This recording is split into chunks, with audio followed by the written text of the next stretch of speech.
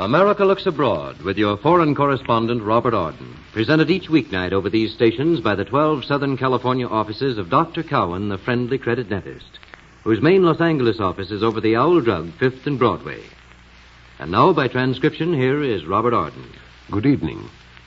The Balkan situation looks very serious tonight.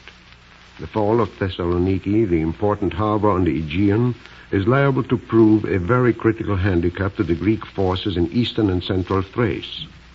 As a matter of fact, the Nazi thrust to Thessaloniki seems to have cut off entirely the valiant Greek troops which, according to the latest communiques, are still holding out on the mountain ranges along the Bulgarian border against terrific Nazi assaults. Now, if the Nazis can widen the gap and push further to the west, the Greek armies in eastern Thrace will undoubtedly be forced to surrender. And, quite candidly, that would be a hard blow, because it has been announced by Athens that the vital Rhodope defenses had been manned with the heroic soldiers from Albania. Now, another very dangerous move has been made by Nazi columns in central Serbia. After occupying the former Serbian capital of Niš, the Nazi mechanized divisions pushed on southward and joined their advance columns at Skopje. A new drive was started almost immediately from there, and that drive, according to a communique released by Berlin, carried the Nazi forces beyond Prilep and Tetovo, two small but strategic towns in south-central Serbia.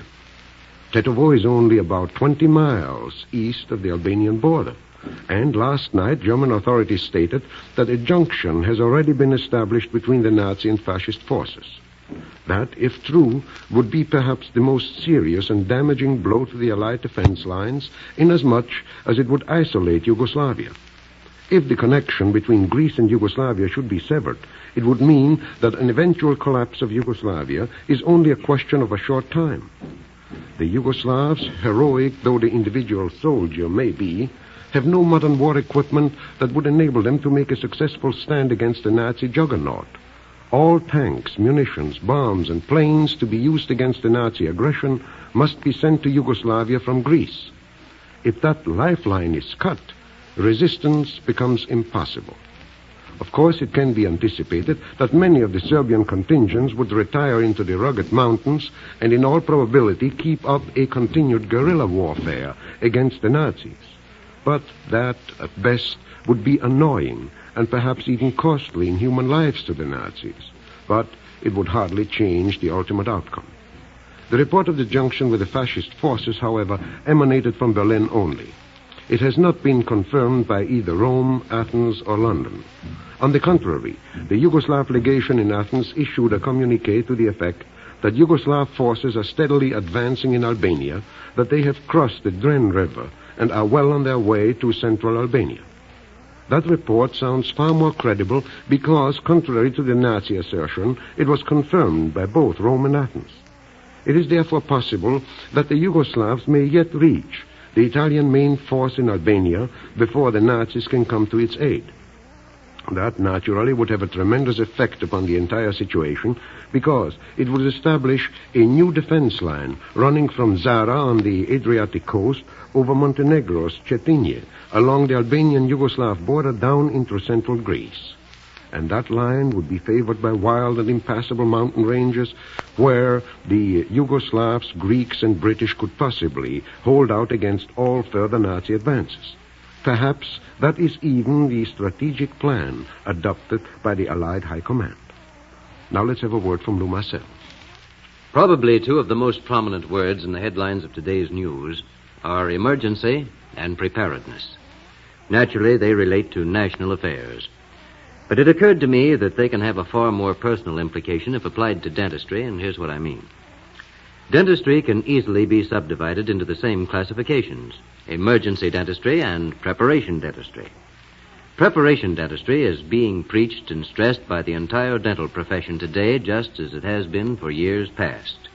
Every good dentist would far rather prepare your teeth for years of health defense and trouble-free usefulness than to make emergency repairs made necessary by your own dental negligence. At least this is the choice of Dr. Cowan, the friendly credit dentist, and this choice is obvious in the amount of advertising that Dr. Cowan sponsors, simply in an effort to urge you to have your teeth cared for regularly. Undoubtedly, the dentist's work would be simpler if his only tasks were to pull your teeth and replace them with artificial dentures. That would be a highly specialized and relatively simple work.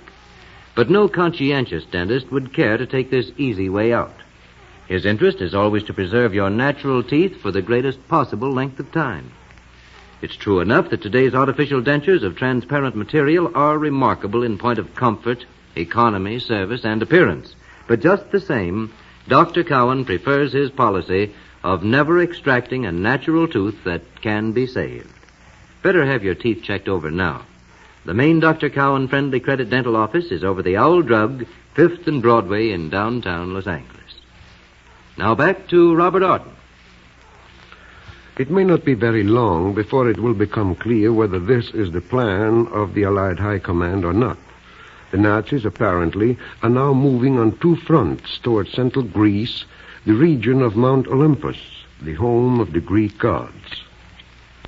There, the British expeditionary forces and the Greek armies are said to have occupied defense positions carefully selected by the Allied High Command.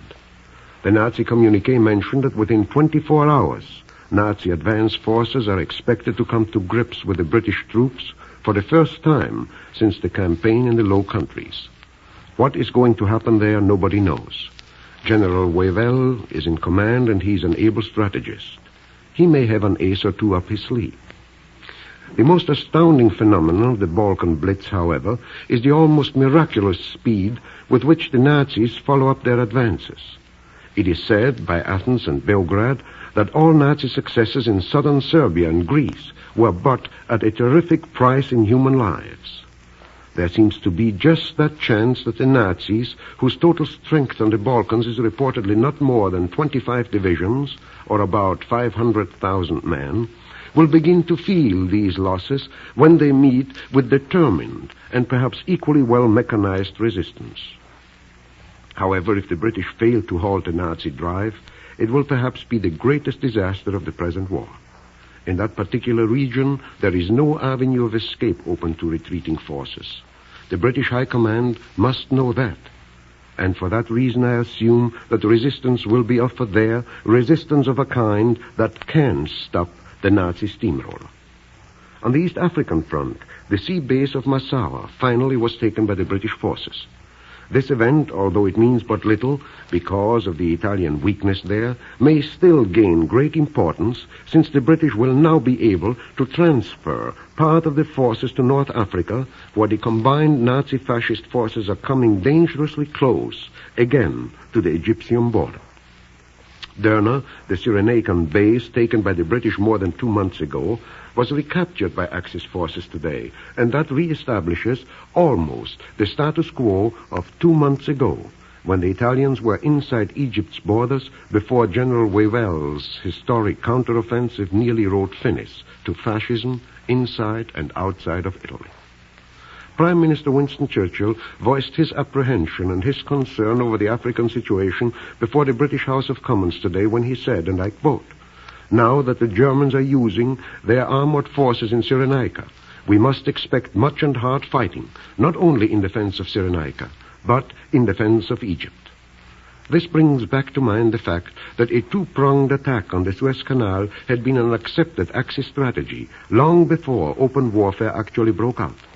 The Nazis were scheduled to advance through the Balkans, cross the Dardanelles, and come through Asia Minor, while the fascists were slated to attack from Libya and the Cyrenaica. Last year's Italian advance into Egypt was halted because Hitler at that time was not ready for a Balkan move. Now, because of some strange and very mysterious, well, let's say coincidences, Hitler is advancing on the Balkans while other Nazi forces have taken over North Africa and are threatening to make the old plan now a reality. Now, here is Lou Marcel with another word for you.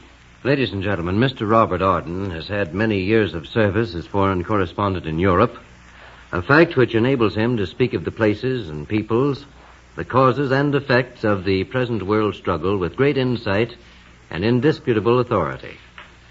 For his distinguished public service as news analyst and radio commentator on foreign affairs, he was honored by the American Academy of Public Affairs with its coveted 1940 award.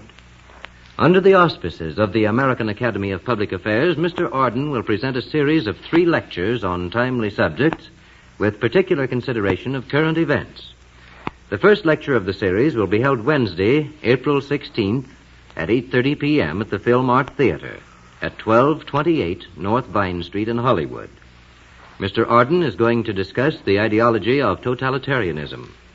1 week later, on Wednesday, April 23rd, the subject will be Democracy in a Changing World. And the last subject of the series on Wednesday, April 30th, will be What Comes After This War. After each lecture, an open forum will be conducted.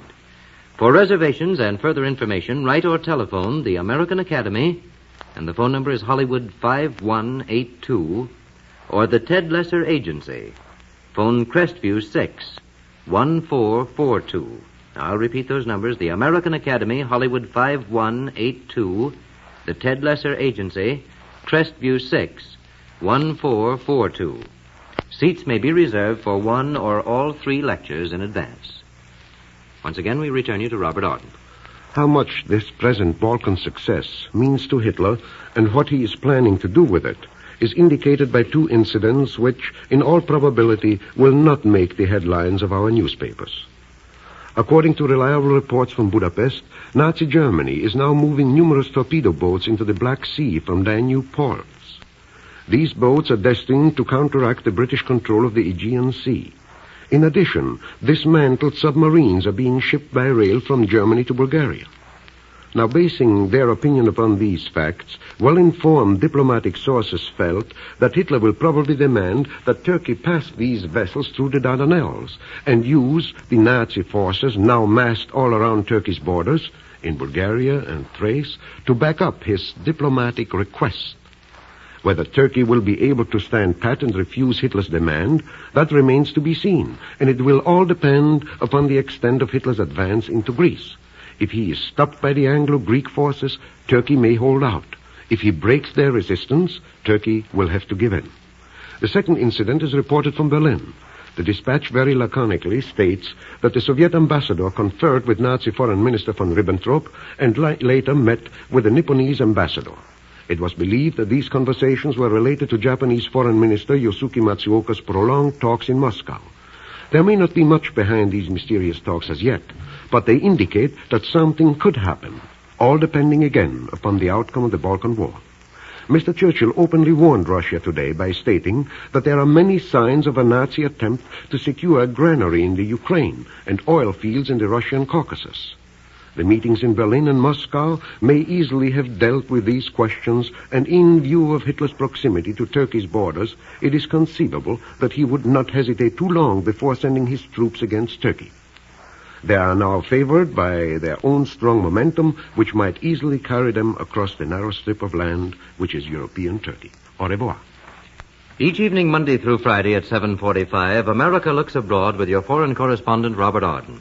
A radio feature presented over these stations by Dr. Cowan, the friendly credit dentist, whose offices are located in 12 communities from Ventura to San Diego, including Long Beach, opposite Bufham's, Broadway at Pine, East Los Angeles, Whittier, the corner of Kern. The main Los Angeles office in the Metropolitan Building, 5th and Broadway, over the Owl Drug. For approximate prices in advance, phone Mutual 1191. Until tomorrow evening at 7:45, this is Lou Marcel reminding that you can never afford to neglect your teeth when you can always afford to see Dr. Cowan. This transcribed program originated in Warner Brothers Hollywood Studios.